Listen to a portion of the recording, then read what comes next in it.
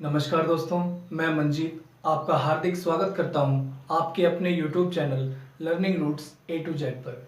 Friends, आज मैं आपके लिए हरियाणा जीके का एक बहुत ही मज़ेदार टॉपिक, बहुत ही interesting topic rivers of Haryana, Haryana की नदियां लेकर आया हूं। तो फ्रेंड्स, टॉपिक स्टार्ट करने से पहले मेरी आपसे एक रिक्वेस्ट है, अगर आपने अभी तक हमारे चैनल को सब्सक्राइब नहीं किया है तो सबसे पहले चैनल को सब्सक्राइब कर लीजिए और साथ में ही बेल आइकन को भी प्रेस कर दीजिए ताकि आपको हमारी नेक्स्ट वीडियो का नोटिफिकेशन जल्दी ही मिल जाए। तो आइए फ्रेंड्स, स्टार्ट करते हैं top reverse of Haryana, Haryana की मुख्य नदियाँ। तो फ्रेंड्स, अगर हम हरियाणा राज्य की बात करें, प्राचीन काल से बात करें, तो फ्रेंड्स एक बुक है मनुस्मृति। ठीक है, मनुस्मृति नाम की पुस्तक में क्या उल्लेख है कि जो हमारा हरियाणा राज्य है वो दो नदियों के बीच बसा हुआ है। वो कौन कौन सी नदियाँ हैं?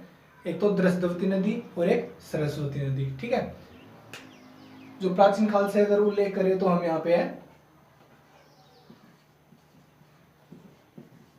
द्रस्दवती नदी और सरस्वती नदी लगा लो। ठीक है,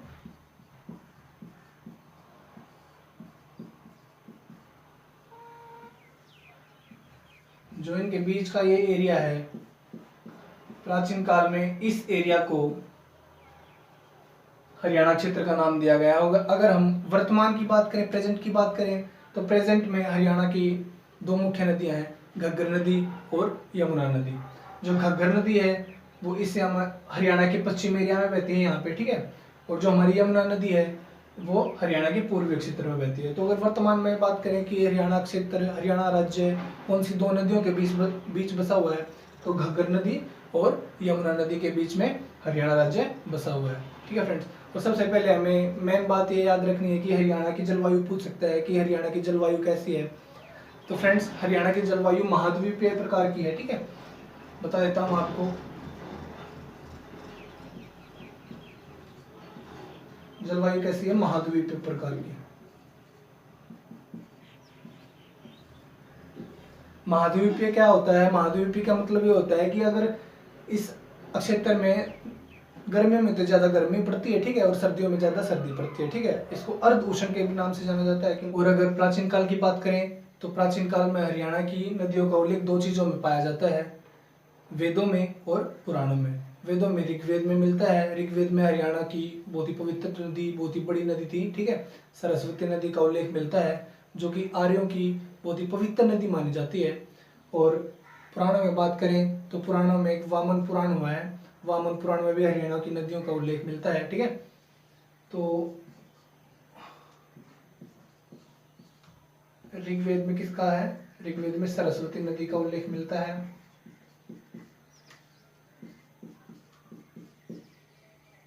आर्यों की बहुत ही पवित्र नदी मानी गई है।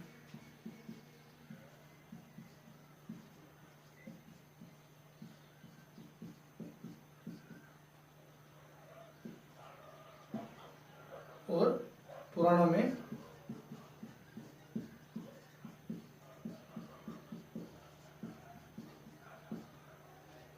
क्वेश्चन सेट करने वाला क्वेश्चन भी सेट कर सकता है कि ये बताओ भी प्राचीन काल में किन दो चीजों में हरियाणा की मुख्य नदियों का उल्लेख मिलता है? तो किन दो चीजों में मिलता है?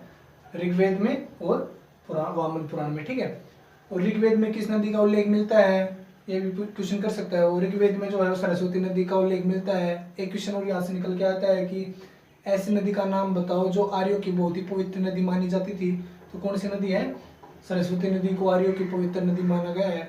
जो अब सरस्वती नदी है बिल्कुल ही विलुप्त हो चुकी है, इसका नाम निशान कहीं पे भी नहीं है। ठीक है, सिर्फ ये बस पढ़ने के लिए, हमें स्टडी के लिए सिर्फ पेपर्स में, एग्जाम्स में मिल सकती है। ठीक है, और पुराणों में वामन पुराण में भी हरियाणा की नदियों का उल्लेख मिलता है। ठीक है, तो आइए अब बात करते हैं हरियाणा की मुख्य नदियों के बारे में। वैसे तो हरियाणा में मुख्य रूप से 9 नदियां प्रवाहित होती हैं। ठीक है, जो हमारे उत्तर हरियाणा से 5 नदियां निकलती हैं भाई। ठीक है, और तो दक्षिण हरियाणा से 4 नदियां निकलती हैं।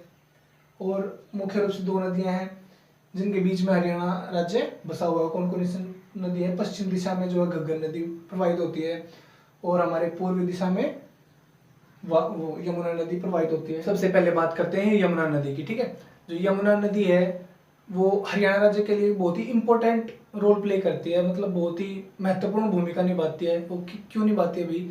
जो यमुना नदी है ना, वो यमुना नदी हरियाणा स्टेट, हरियाणा राज्य और उत्तर प्रदेश स्टेट, उत्तर प्रदेश राज्य के बीच में एक सीमा निर्धारण का काम करती है, ठीक है, बाउंड्री, एक बाउंड्री बनाते हुए चलती है। और सबसे पहले बात करते हैं यमुना नदी कहाँ से निकलती है। तो यमुना नदी उत्तराखंड के यमुनोत्री से निकलती है, ठीक है, यूके के यमुनोत्री नाम की जगह है।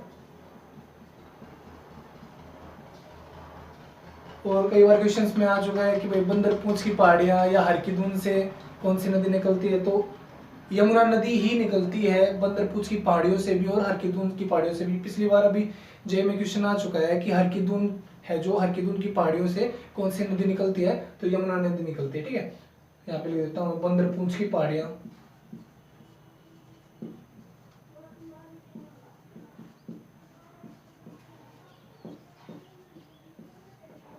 और हरकीदून।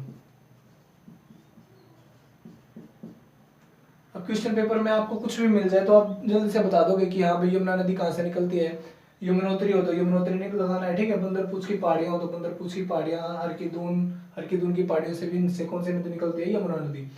और ये हरियाणा में कहाँ से प्रवेश करती है, ये तो हो गया इसका उद्गम स्थल, ठीक है। उद्गम स्थल क्या हो गया, यमुना नदी उत्तराखंड के यमुनोत्री से निकलती है, ठीक है। और हरियाणा में कहाँ से प्रवेश करती है, हरियाणा के यमुनानगर जिले से प्रवेश करती है। कौन सी जगह से, यहाँ पे ताजेवाला नामक जगह है भाई, ताजेवाला,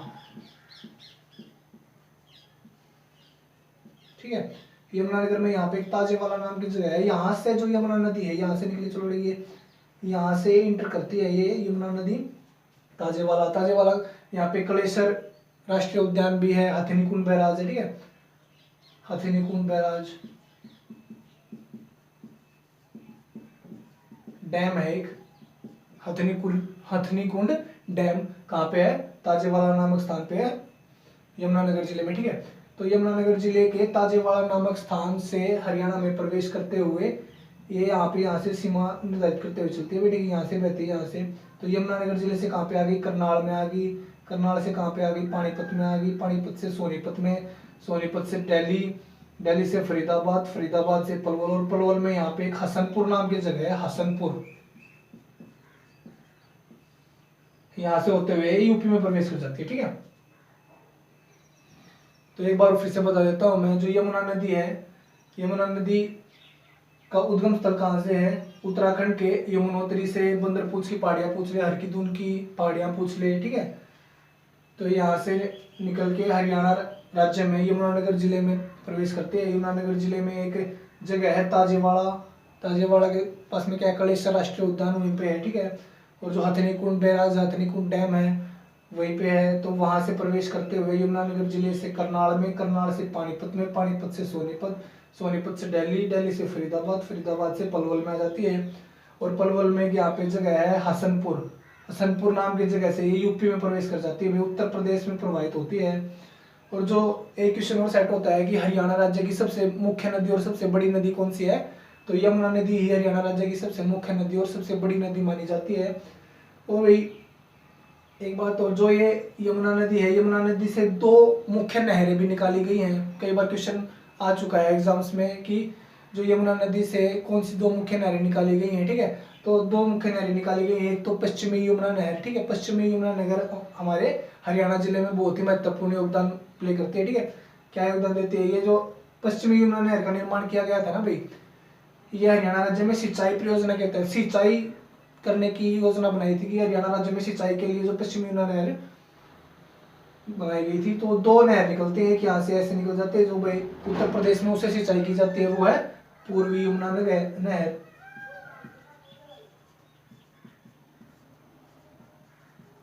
और एक यहाँ पे हमारे हरियाणा में आ जाती है, ऐसे यमुनानगर, करनाल, पानीपत, सोनीपत। फिर यहाँ पे दिल्ली में एक जगह है ओखला डैम है भाई यहाँ पे, ठीक है, ओखला डैम। दिल्ली में ओखला नाम की जगह है, वहां पे एक डैम बना गया है ओखला बैराज।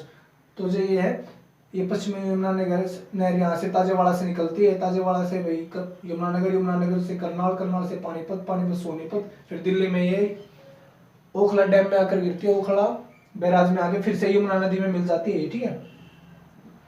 और जो इसकी अलग अलग ब्रांचेज हैं पश्चिमी यमुना नहर की, जिनसे हरियाणा के जो अलग अलग जिले में सिंचाई की जाती है। और एक बात और, ये क्वेश्चन आ सकता है कि जो हरियाणा की सबसे प्राचीन नहर कौन सी है, तो हरियाणा की सबसे प्राचीन नहर कौन सी है? पश्चिमी यमुना नहर सबसे प्राचीन नहर है भाई, ठीक है। सबसे प्राचीन नहर, सबसे पुरानी नहर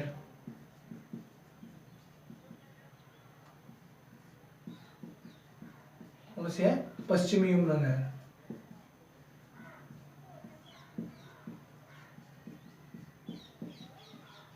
एटीन 1879 में इसका निर्माण किया गया था सिंचाई करने के लिए कि जो हरियाणा क्षेत्र है इसमें सिंचाई की जाएगी पश्चिमी यमुना नहर के तहत, ठीक है। और अगर इसकी लेंथ पूछ ले, कितनी लंबाई है इसकी पश्चिमी यमुना नहर की, तो 3226 किलोमीटर, 3226 किलोमीटर इसकी लंबाई, ठीक है। और जो ये पश्चिमी यमुना नहर है कहाँ से निकाली गई है? हथनीकुंड बैराज ताजेवाड़ा यमुनानगर जिले से ताजेवाड़ा नामक जगह से निकलती है पश्चिमी यमुना नहर। हरियाणा राज्य के सभी जिलों में सिंचाई करती है, ठीक है। और ये फिर से यहाँ से निकल गए यमुनानगर, करनाल, पानीपत, सोनीपत से बहते हुए ये दिल्ली के ओखला बैराज है, यहाँ पे ओखला डैम,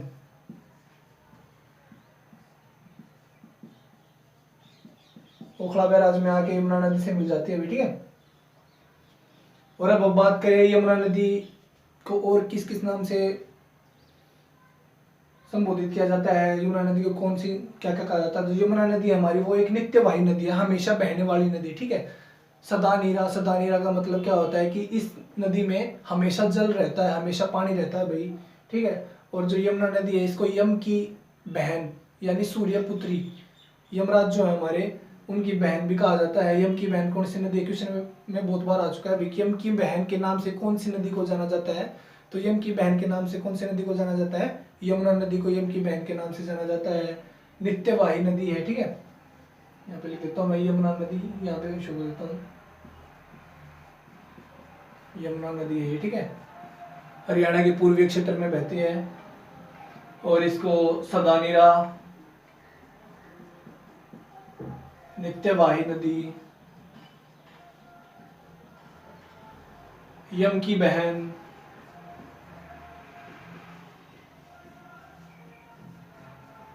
सूर्यपुत्री, ठीक है। तो क्वेश्चन सेट करने वाला क्वेश्चन सेट कर सकता है कि सदानीरा नित्यवाही नदी किस नदी को माना जाता है? तो कौन सी नदी है? यमुना नदी। हरियाणा राज्य की बहुत ही मुख्य नदी है ये यमुना नदी और बहुत ही इंपॉर्टेंट रोल प्ले करती है। क्या ये कि ये हरियाणा राज्य और यूपी राज्य के बीच में एक सीमा निर्धारण का काम करती है भाई, ठीक है। इस नदी के पश्चिम में हरियाणा राज्य है, इसके पूर्व में उत्तर प्रदेश राज्य, ठीक है। तो नेक्स्ट बात करते हैं हम घग्गर नदी की। ये मैं साफ कर देता हूँ।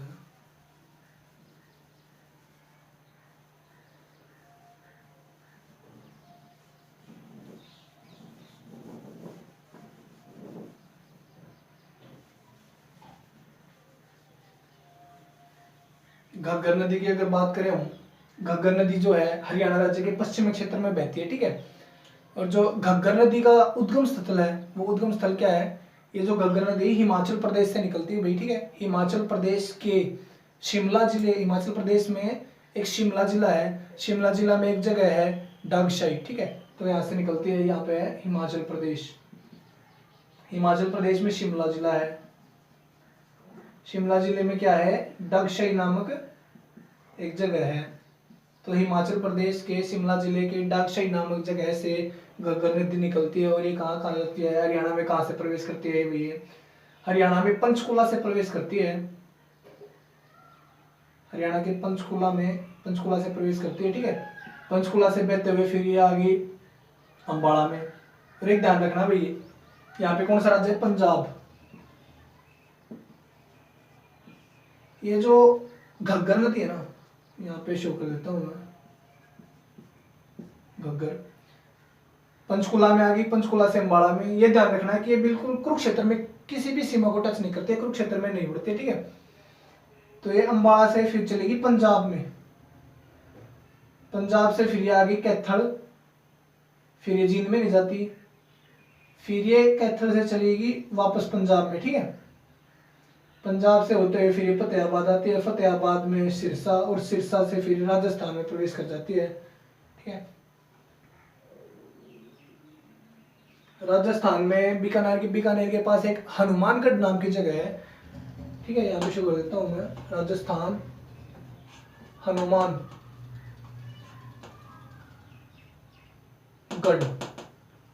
हनुमानगढ़ में जाके ये रेत में विलुप्त हो जाती है भाई, समाप्त हो जाती है नदी। और अगर घग्गर नदी से एक क्वेश्चन और बनता है कि घग्गर नदी पे कौन सा डैम बनाया गया है, तो घग्गर नदी पे एक डैम है भाई सिरसा जिले में, वीरराज डैम बहुत बार क्वेश्चन में आ चुका है कि वीरराज डैम है कौन सी नदी पर है, कौन से जिले में है, तो वीरराज डैम जो है वो हमारी घग्गर नदी पे बनाया गया है।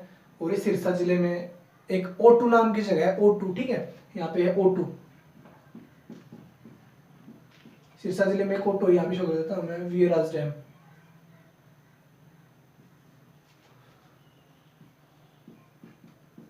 वीरराज बैराज। ठीक है, तो सिरसा जिले में एक जगह है ओटू नाम की जगह पे जो है वीरराज डैम है, जो घग्गर नदी के ऊपर बनाया गया है। और ये राजस्थान में जाके हनुमानगढ़ नाम की एक जगह है, वहां पे विलुप्त हो जाती है। जो घग्गर नदी है, घग्गर नदी को बरसाती नदी के नाम से भी जाना जाता है, मौसमी नदी के नाम से भी जाना जाता है। ठीक है, तो अब नेक्स्ट नदी हमारी जो है, नेक्स्ट रिवर है, वो हमारी सरस्वती रिवर। सरस्वती रिवर जो है उसका अपने आप में ही बहुत अलग महत्व है। ठीक है, बहुत ही पवित्र नदी मानी जाती है, ये प्राचीन काल से ही आर्यों की बहुत ही पवित्र नदी और सबसे बड़ी नदी थी। है ये जो हिमाचल प्रदेश के सिरमौर जिला है हिमाचल प्रदेश में, तो वहां से निकलती है ये नदी। यहाँ पे सिरमौर जिला है हिमाचल प्रदेश, हिमाचल प्रदेश का सिरमौर जिले से निकलती है। सिरमौर जिले में जो बर्फीली पहाड़ियां हैं वहां से निकलती है। और ये हरियाणा में कहाँ से प्रवेश करती है, यमुनानगर, यहाँ से, ये सिरमौर जिला हो गया। ठीक है, ये यमुनानगर में यहाँ पे एक आदि बद्री नाम की जगह है, आदि बद्री।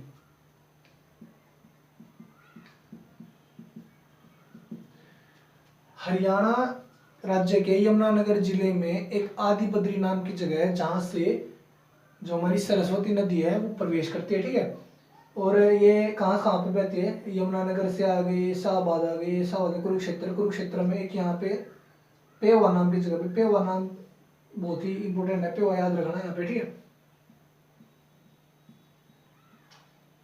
पेवा, कुरुक्षेत्र में पेवा है। फिर यहाँ कैथल में आ गई ये नदी, सरस्वती नदी। फिर कैथल से यहाँ पे पंजाब में पटियाला जिला है। ठीक है, पटियाला जिले में यहाँ पे एक जगह है सतराना, पटियाला जिले के सतराना में जाकर ये जो सरस्वती नदी है ये घग्गर नदी में मिल जाती है भाई। ठीक है, तो इससे एक बात हमें क्या पता चल रही है कि जो घग्गर नदी की सहायक नदी है वो कौन सी नदी है, घग्गर नदी की सहायक नदी है वो सरस्वती नदी। ठीक है, एक बार फिर से बता देता हूँ आपको, जो सरस्वती नदी है हिमाचल प्रदेश के सिरमौर जिले की बर्फीली पहाड़ियों से निकलती है। और ये हरियाणा राज्य के यमुनानगर जिले में एक आदि बद्री जगह है, आदि बद्री जगह से यमुनानगर जिले में प्रवेश करती है। यमुनानगर जिले से कुरुक्षेत्र में पेवा में बहते हुए कैथल में आती है। कैथल से फिर जो ये पटियाला जिले में है, पंजाब राज्य के पटियाला जिले में एक सतराना नाम की जगह है, सतराना नाम की जगह पर जाकर ये जो है घग्गर नदी में मिल जाती है। फिर ये फतेहाबाद, सिरसा में बहती है। ठीक है, और भी जो ये सरस्वती नदी है ये आर्यों की बहुत ही पवित्र नदी मानी गई है, तो विलुप्त हो गई है। ठीक है, अगर हम बात करें, एक सरस्वती नदी से रिलेटेड गांव है मुगलावली। ठीक है, मुगलावली अभी 2015 में यहाँ पर सरस्वती नदी की खोज करने के लिए, मतलब कहाँ पे विलुप्त हो गई उसके लिए यहाँ पे जो मुगलावली गांव है यहाँ पे शो कर देता हूँ मैं। मुगलावली गांव में 2015 में सरस्वती नदी की खुदाई स्टार्ट करी गई थी। ठीक है, और एक जो हमारा यमुनानगर जिला है, यमुनानगर जिले में जो आदि बद्री नाम की जगह है, यहाँ से जो सरस्वती नदी है हरियाणा राज्य में प्रवेश करती है। तो आदि बद्री से रिलेटेड एक गांव है मुस्तफाबाद। मुस्तफाबाद का नाम अब सरकार ने, मतलब सबसे पहले जो नाम चेंज किया था गांव का वो मुस्तफाबाद का ही किया था सबसे पहले, बहुत ही प्राचीन नेम है। मुस्तफाबाद का नाम जो है सरस्वती नगर कर दिया गया है। ठीक है, और सरस्वती नदी से रिलेटेड एक सरस्वती बोर्ड का भी निर्माण किया गया था, गठन किया गया था, जिसके अध्यक्ष हमारे, जिसके चेयरमैन हमारे माननीय मुख्यमंत्री श्री मनोहर लाल खट्टर जी हैं। ठीक है, सरस्वती बोर्ड के अध्यक्ष कौन है, मनोहर लाल खट्टर बोर्ड के अध्यक्ष श्री मनोहर लाल खट्टर जी हैं, ठीक है।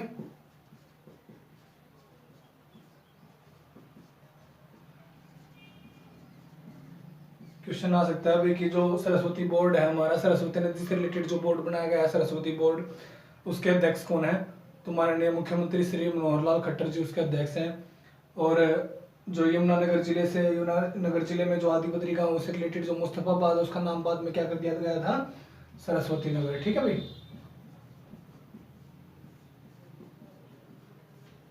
मुस्तफाबाद का नाम है।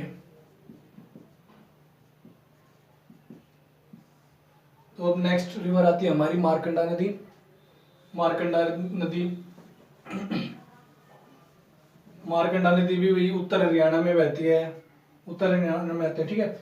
जो ये मारकंडा नदी है हिमाचल प्रदेश में एक नाहन जिला है, ठीक है। नाहन जिले में धरतीधर नाम की पर्वत श्रृंखला है, वहां से निकलती है। तो यहाँ पे जो है हिमाचल प्रदेश में ये है नाहन जिले की धरतीधर नामक पर्वत श्रृंखला से निकलती है। और हरियाणा में कहाँ से प्रवेश करती है? हरियाणा में अंबाला जिले में काला अम्ब नाम की जगह, यहाँ पे काला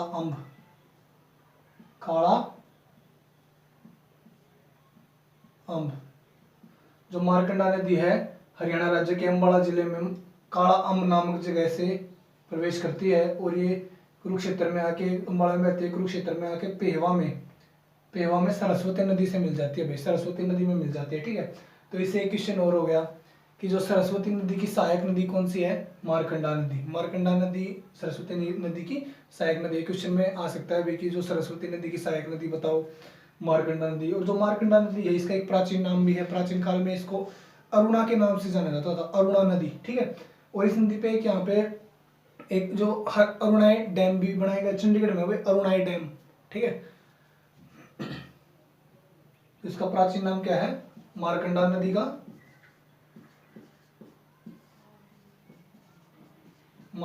का प्राचीन नाम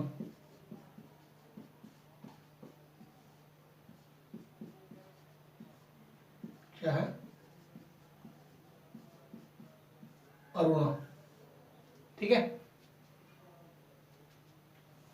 मारकंडा नदी हिमाचल प्रदेश के नाहन जिले में से एक पर्वत श्रृंखला है जिसका नाम है धरतीधर पर्वत श्रृंखला, वहां से निकलती है शिवालिक की पहाड़ियों में से, ठीक है। और जो हरियाणा राज्य के अंबाला जिले में काला अम्ब नाम की जगह है, ठीक है, काला अम्ब नाम की जगह से प्रवेश करती है, ठीक है भाई। वहां से प्रवेश करके कुरुक्षेत्र में आती है। कुरुक्षेत्र में एक पेहवा नाम की जगह है, जो पेहवा जगह पे आकर, पेहवा में आकर ये जो मारकंडा नदी है सरस्वती नदी से मिल जाती है, ठीक है। सरस्वती नदी की सहायक नदी कौन सी है? मारकंडा नदी। सरस्वती नदी किसकी सहायक नदी है? घग्गर नदी की, ठीक है। नेक्स्ट बात करते हैं टांगरी नदी। टांगरी नदी का भाई हरियाणा राज्य में बहुत महत्व है, क्योंकि टांगरी नदी जो है एकमात्र ऐसी नदी है जो कि हरियाणा राज्य से ही निकलती है। कहाँ से निकलती है? हरियाणा राज्य में पंचकुला में मोरनी हिल्स हैं, ठीक है, यहाँ पे मोरनी हिल्स,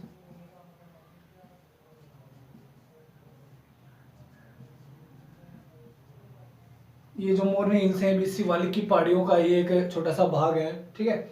हरियाणा राज्य में शिवालिक की पहाड़ियां कितना परसेंट भाग घेरती हैं? 1.667%, ठीक है, 1.67% भाग जो हरियाणा राज्य में शिवालिक की पहाड़ियां हैं। और हरियाणा राज्य में पंचकुला जिले में मोरनी हिल्स है, तो मोरनी हिल्स से नदी निकलती है। इसका छोटा सा महत्व, जैसे मोरनी हिल्स से निकली है अम्बाला में आगे, ये जो नदी है मारकंडा में मिल जाती है, ठीक है। यहाँ से बस इतना ही, इसका इतना ही पूछेगा। और जो टांगरी नदी है, टांगरी नदी कहाँ से निकलती है? हरियाणा राज्य के मोरनी हिल्स से निकलती है। अगर हम मोरनी हिल्स की बात कर ही रहे हैं तो मैं आपको एक बात और बता देता हूँ कि जो हरियाणा राज्य की सबसे ऊंची चोटी है वो मोरनी हिल्स में स्थित है, जिसका नाम है करो, और उसकी ऊंचाई कितनी है? 1514 मीटर। तो हरियाणा राज्य की सबसे ऊंची चोटी है, कौन सी है? करो चोटी है, जिसकी ऊंचाई है 1514 मीटर। फ्रेंड्स, क्वेश्चन सेट करने वाला है, क्वेश्चन सेट कर सकता है कि हरियाणा राज्य की सबसे ऊंची चोटी का नाम बताओ, जो है करो, और उसकी कितनी ऊंचाई है? 1514 मीटर, ठीक है। तो ये थी फ्रेंड्स हमारे उत्तर हरियाणा की मुख्य 5 नदियाँ, ठीक है। अब बात करते हैं दक्षिण हरियाणा की। दक्षिण हरियाणा की मुख्य 4 नदियाँ हैं, सबसे पहले स्टार्ट करते हैं साहिबी नदी। ठीक है, साहिबी नदी का अपने आप में दक्षिण हरियाणा की बहुत ही प्रमुख नदी मानी जाती है, जो कि राजस्थान की सीवर की पहाड़ियों या मेवात जिले के निकट मनोहरपुर और जीतगढ़ की पहाड़ियों से निकलती है यहाँ से। ठीक है, लिख देता हूँ मैं, मनोहरपुर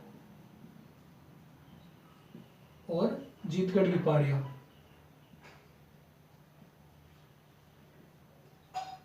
और अगर क्वेश्चन में आ जाए ये ना मिले तो सीवर की पहाड़ियाँ भी मिल सकता है। ठीक है, सीवर की पहाड़ियों से भी निकलती है भाई, राजस्थान की सीवर की पहाड़ियों से। तो कैसे कैसे बहती है ये नदी? हरियाणा राज्य के रेवाड़ी जिले से एंटर करती है भाई। राजस्थान से पहले ये नदी गई रेवाड़ी में, रेवाड़ी से ये फिर से आ गई राजस्थान में, और राजस्थान से ये फिर से रेवाड़ी में गई है भाई। ठीक है, फिर रेवाड़ी से बहते हुए गुरुग्राम में चली गई नदी, गुरुग्राम में बहते हुए झज्जर, और झज्जर से फिर एक ये आ गई दिल्ली में। दिल्ली में भाई यहाँ पे एक नजफगढ़ नाम की झील है, नजफगढ़ में एक नजफगढ़ झील है। ठीक है, यहाँ पे लिख देता हूँ नजफगढ़ झील।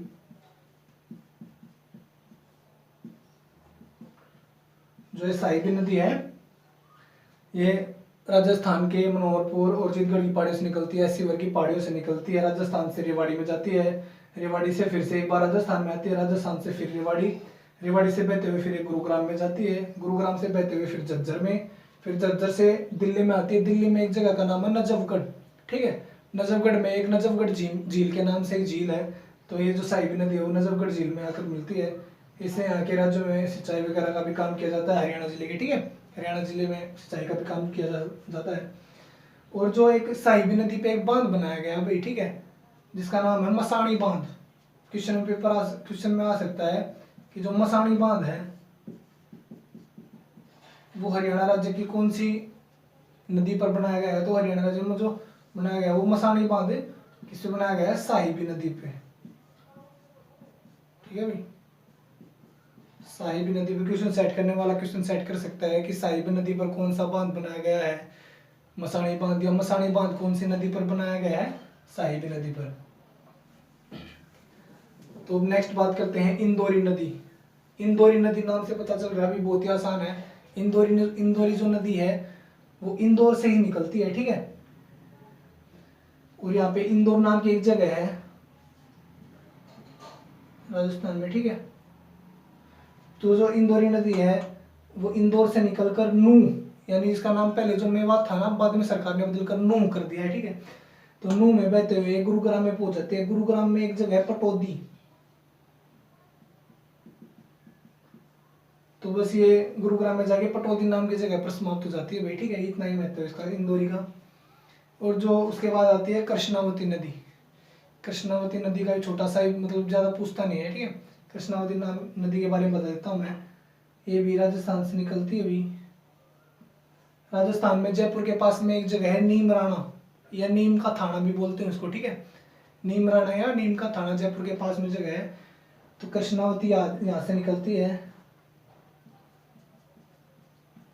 यहाँ पे लिख देता हूँ नीमराणा। नीम का थाना या नीम का राणा जगह से निकलती है कृष्णावती नदी। ठीक है, तो ये महेंद्रगढ़ में जाके, महेंद्रगढ़ में एक छोटा सा गांव है डहीना, डहीना। ठीक है, महेंद्रगढ़ में एक जगह है डहीना। तो ये कृष्णावती नदी है या कसौती नदी बोल लो। ठीक है, नीमराणा से निकलकर महेंद्रगढ़ के एक छोटे से गांव डहीना गांव में जाकर समाप्त हो जाती है। वैसे इतनी वैल्यू इसकी। एक और है भाई दोहन नदी। दोहन नदी का अपने आप में एक प्राचीन महत्व है, प्राचीन काल से ही बहुत ही प्रचलित नदी थी। दोहन नदी कई बार क्वेश्चन में आ चुका है कि हरियाणा राज्य में प्राचीनतम महत्व कौन सी नदी का है, और मुख्य नदी कौन सी है? वो है दोहन नदी, दक्षिण हरियाणा की। ठीक है, दक्षिण हरियाणा की प्राचीनतम नदी कौन सी? दोहन नदी। ये भी कहाँ से निकलती है? ये भी नीमराणा से निकलती है। ठीक है, नीमराणा से निकलकर ये महेंद्रगढ़ में एक बसई नाम की जगह है, बसई। ठीक है, जो नीमराणा से निकलकर बसई नाम की जगह पर जाकर खत्म हो जाती है दोहन नदी। ठीक है भाई, तो फ्रेंड्स ये थी कुछ हरियाणा की नदियाँ। उम्मीद करता हूँ आपको हरियाणा की नदियों का टॉपिक बहुत अच्छे से समझ में आया होगा। और अगर कहीं पे भी थोड़ा सा भी डाउट है तो आप मुझे कमेंट सेक्शन में आकर पूछ सकते हैं, कमेंट कर कर। ठीक है, धन्यवाद फ्रेंड्स, और हमारे चैनल को सब्सक्राइब कीजिए, ज़्यादा से ज़्यादा शेयर कीजिए।